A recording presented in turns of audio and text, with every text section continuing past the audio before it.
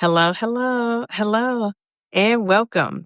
Now, today I'm going to talk to you about emotional eating on a GLP-1, why it happens, and what you can do about it. And I have a great little strategy that you can put in place to help you with this emotional eating. So stick around to the end.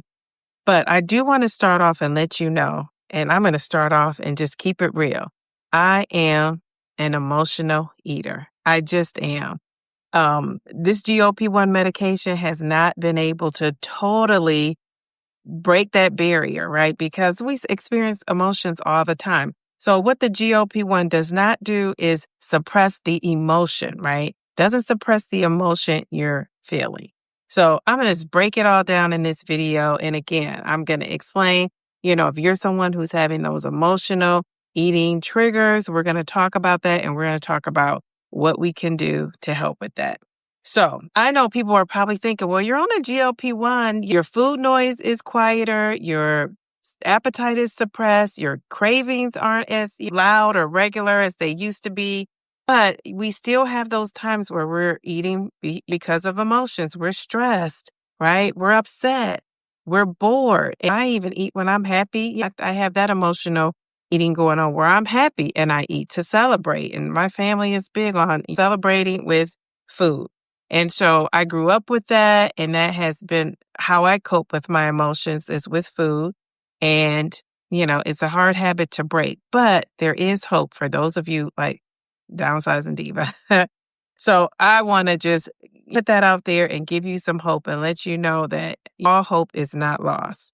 So first, let's get real about emotional eating and what it actually is. Emotional eating is eating for comfort, distraction, reward, not because your body physically needs fuel. It's often triggered by emotions like stress, loneliness, being bored, or even happiness and celebration, like I said. And the truth is, let's just face it, food is powerful. Food is powerful. And why is that?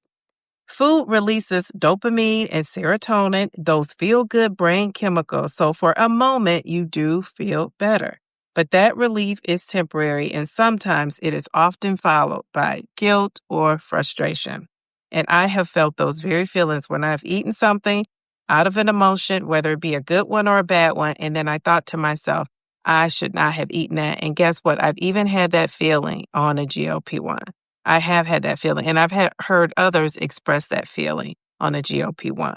So we have to be equipped with a strategy to help with that. GLP-1s are great, they're life-changing, but they don't solve every problem. So we have to kick in, and we have to have strategies in place, a tool, just like the GLP-1 is a tool to help ourselves. Since we know that this is not going to go away, for all of us. Now, maybe some of you aren't experiencing this, but this is for those who are experiencing this. Or you might have maybe it's not happening now, but down the road, you may run into this. So GLP-1s, as we know, target your physical hunger, but not your emotional triggers. The medication works in your gut and brain to slow down your digestion, reduce your appetite, and quiet your food noise. But the emotional eating lives in a different part of your brain. Let me repeat that. The emotional eating is going to live in a different part of your brain. That is called the reward center. So your brain has a reward center. And when that reward center is triggered, and if you're someone who's always used food to cope with those emotions and those triggers, that wiring in your brain, that part is still there. Even if your stomach isn't growling, even if you're not hungry, that is still there. So that's what we have to deal with. Step one. So let's talk about what are we going to do about this. So the first step is identifying what those triggers are.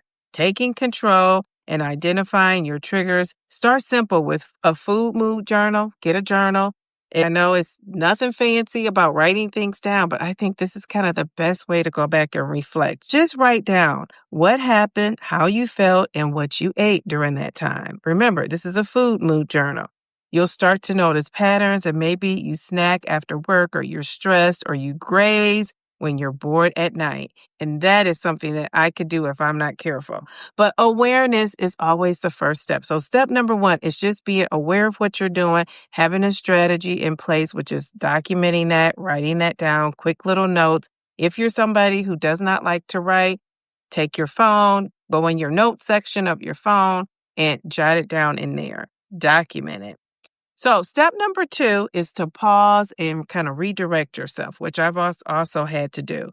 So next, build in a pause. It's called the 5-minute delay. When you feel that urge to eat, tell yourself you can have the food, but first wait 5 minutes. Waiting this 5 minutes is going to give you a chance to actually think about what you're doing. You're not doing it just kind of like spontaneously on the spur of the moment. You're going to think it through. And as we know, when you think things through, you may have a different reaction. So that's the thinking behind the 5-minute delay. In that time, you have to fill that time with something. Instead of just thinking, but you want to actually do something. So get a glass of water. If you drink a protein shake, drink that. Step outside or text a friend. Do something, put an action to it so that you're distracted from that thought of food. A lot of times when you do something like this, the cravings do disappear. They do fade away. Now, I am a witness to that. I have, kind of took a pause and thought, okay, let me do something. Let me distract myself. I also do some cleaning around my house. Like I'll open some mail. I'll take this time out, text a friend or calling a friend is also my go-to. I also might work on something with YouTube or you watch a YouTube video. So those are great distractions for me. What can you do? Like think of something that you can do. So I think that's a great strategy. Pause and then redirect yourself. So here is step number 3. Step number 3, this is one of my favorites because I love a menu. Step number 3 is create a comfort menu. I think this is so awesome. So we know emotional eating is about finding comfort. And I think a lot of times people always associate that finding comfort with something negative and stressful and hurtful and that sort of emotion. But, we have a gamut of emotions. And so we need to have a menu that's ready to go to help us with all the emotions. So make a comfort menu and include things like taking a hot shower, journaling, listening to music, doing some gentle stretching, watching your favorite comedy clip. And keep this list on your fridge or in your phone so it's easy to grab it when you need it.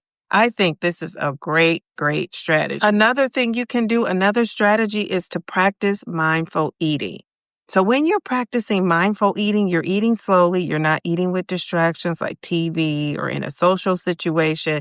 And you're really thinking about, am I full, right? Did I get enough? Because I think sometimes when we're in social situations or we're watching TV, we can just eat, and not really pay attention. That's why that popcorn at the movies is so good, right? Before you know it, you're halfway through the bucket of popcorn because you're eating and you're watching, you're distracted. So eating without the distractions is going to be very helpful. And you can ask yourself, does this food make me feel better after eating it? Or am I just feeling good while I'm eating it, right? What is it doing for me? How is it making me feel? So I think becoming mindful and asking yourself those questions are helpful. And I've done this since I've been on my GLP-1 journey and realized I didn't need to be eating this. I didn't want this food. It was just something for me to do. And luckily, I will say, since I've been on the GLP-1, I haven't been like going all in, going hard, right, with the food, eating a lot. I've just been grazing a little bit here and a little bit there. Another thing you can do is keep those foods that trigger you to do that emotional eating, keep those out of the house if you can. Now, I realize a lot of us might have kids or grandkids, or even adults at home that want to eat some of these foods that we know can trigger us. And for everybody, it's different. For some people, it could be cakes and cookies.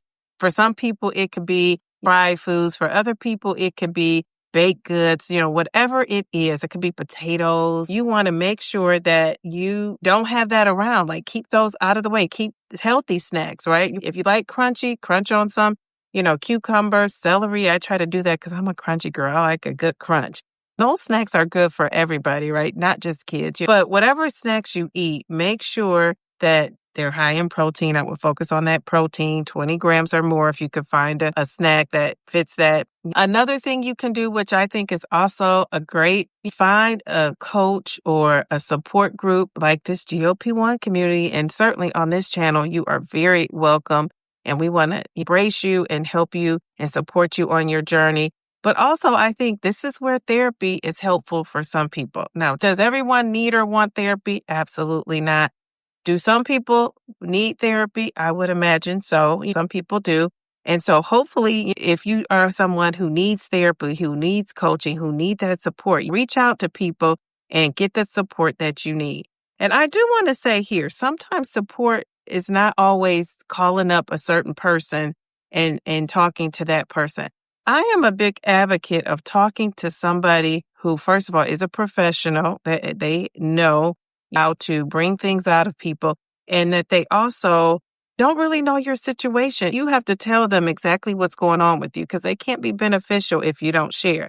But I'm all for somebody who can really hold your hand and take you along and be very gentle with you and have some empathy and just kind of guide you along the right way. Because sometimes a friend or somebody you just meet new is not capable of doing that. Whereas a therapist is somebody who is just, they don't know you. They don't know you at all. They don't really have a dog in the fight, I will say.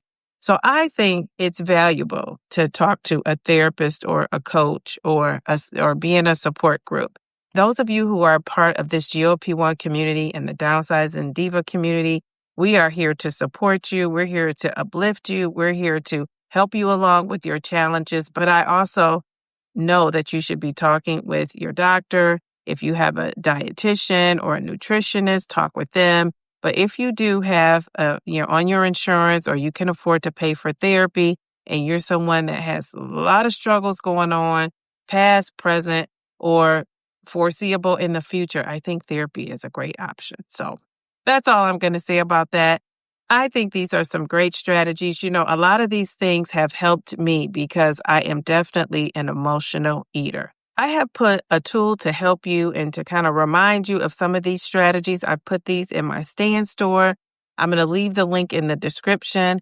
I want to know in the comment section, what is one idea that I talked about that you either currently use or that you will put into practice to help you if you're an emotional eater? So if you learn something new, please share that. If you are already doing something that we can learn from you, please share that as well, because this is a long journey. I've been overweight for so many years. This is going to be a lifetime commitment for me. I've been an emotional eater for all my life. Dare I say 53 years? I'm 53. Was I an emotional eater as a baby? Actually, babies do cry, right?